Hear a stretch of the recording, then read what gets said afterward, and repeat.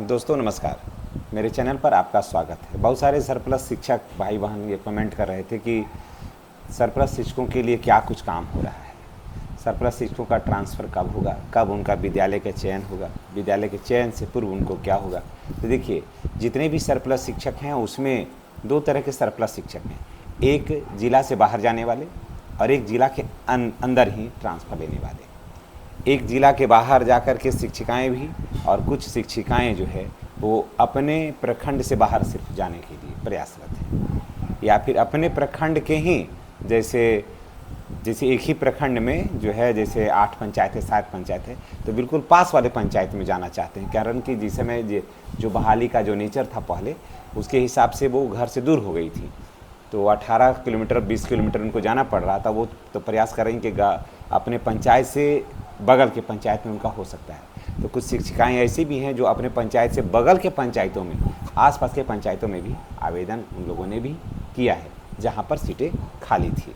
तो चलिए आज हम बताते हैं कि सबसे पहले बात होगी जो ज़िला से बाहर हैं, जाना है जिनको, तो उनका पहले ज़िला आवंटन हो जाएगा। और जो ज़िला के अंदर ही हैं उनको तो ज़िला ऑलरेडी अलाउड है, क्योंकि उसी ज़िला के अंदर हैं, उसी ज़िला में ट्रांसफ़र वो चाहते हैं, ज़िला से बाहर वो जाने का मूड नहीं है।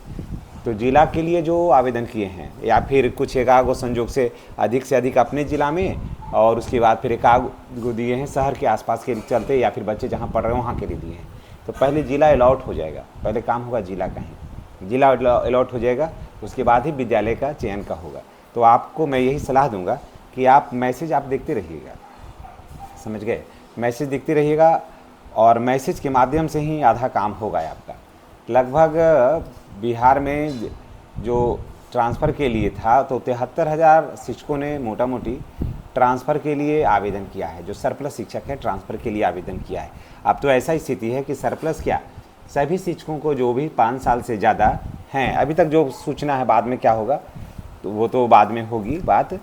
तो जो 73,000 शिक्षक हैं जो सरप्लस शिक्षक जिन्होंने आवेदन किया ट्रांसफ़र के लिए, तो उनका प्रयास होगा सरकार का कि इनको कहीं ना कहीं एडजस्ट कर दिया जाए।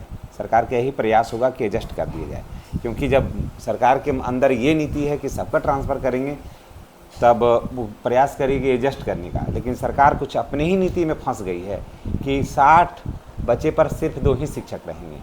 तो ये मिथक जो होगा ना, सरकार को तोड़ना होगा, समझ गए, ये मिथक सरकार को तोड़ना होगा, नहीं तो इतने शिक्षक को कहाँ ले जाएंगे।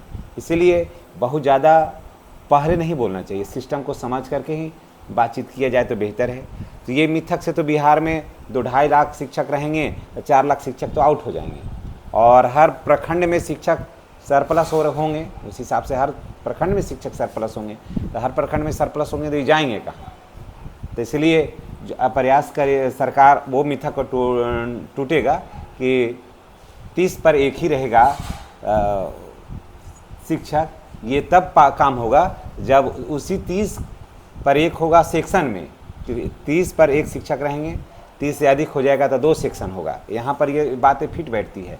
लेकिन 1 to 5 में 6 शिक्षक एकदम नितांत आवश्यक है, पढ़ाई के लिए, पढ़ाने के लिए 6 शिक्षक नितांत आवश्यक है। अगर इसे कम होता है प्राथमिक विद्यालयों में तो पढ़ाई तो नहीं होगी। ये तो मैं पूरे दावा के साथ कह सकता हूँ कि पढ़ाई तो नहीं हो पाएगी।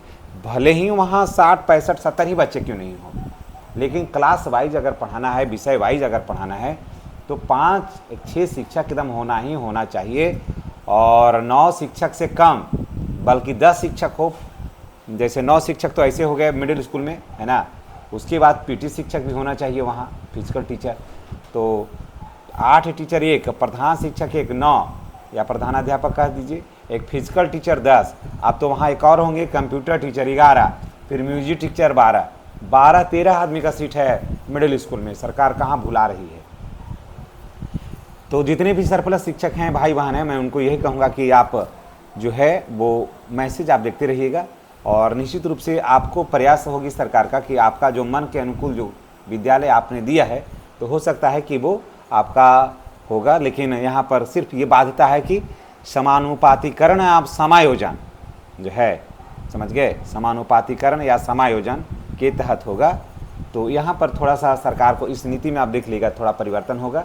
लेकिन सरप्लस शिक्षकों ने जो भी आवेदन किया है, जितने भी सरप्लस शिक्षक हैं और जो लोग आवेदन किए हैं, तो सरकार ये प्रयास करेगी कि अधिक उसमें ज़्यादातर लोगों का चयन कर ही लिया जाए। कुछ भले ही उनके अपने नियम में संशोधन हो, अगर सरकार नियम में संशोधन नहीं करती है तो 73,000 के आसपास शिक्षकों ने आवेदन किया है और समानुपातिक और समायोजन के हिसाब से किया है। तो ऐसा नियम है कि जहाँ, ज़रा सोचिए कि जहाँ सरप्लस शिक्षक हैं, थोड़ा सा इस बात को सोचिएगा, तो वहाँ शिक्षक जाएंगे नहीं। सरप्लस शिक्षक है वहाँ शिक्षक जाएंगे नहीं, और जहाँ सरप्लस शिक्षक नहीं थे तो इसका मतलब ये है कि वहाँ चाहे तो थोड़ा बहुत शिक्षक कम है या फिर शिक्षक बराबर है, तो फिर ये जाएंगे कहाँ? तो सरकार को उसमें परिवर्तन होगा। शिक्षकों का और छात्रों के अनुपात जो कह रही है कि 30, तो उसमें परिवर्तन होगा, उसमें ढिलाई देना होगा। क्लास वाइज और विषय वाइज शिक्षक चाहिए। इस नीति पर काम होगा तो ज़्यादा परफेक्ट काम होगा, अन्यथा फिर बहुत मुश्किल है। लेकिन परिवर्तन तो होगा ही दोस्तों, इसमें तो कोई दो राय नहीं है। लेकिन जिन लोगों ने भी 30 विद्यालय का ऑप्शन दिया है या 8 विद्यालय का ऑप्शन दिया है, तो सरकार का ये प्रयास होगा कि आपका बिल्कुल ट्रांसफ़र हो जाएगा। लेकिन इसके लिए आपको मैसेज अपने ही आएगा, आपको सब कुछ दूध का दूध पानी का पानी हो जाएगा। चलिए, इसी के साथ हम आपसे विदा लेते हैं। नेक्स्ट वीडियो में हमारी और आपकी फिर मुलाकात होगी। चैनल पर नए हैं तो चैनल को सब्सक्राइब करके बेल आइकन को दबाना नहीं भूलिएगा। धन्यवाद।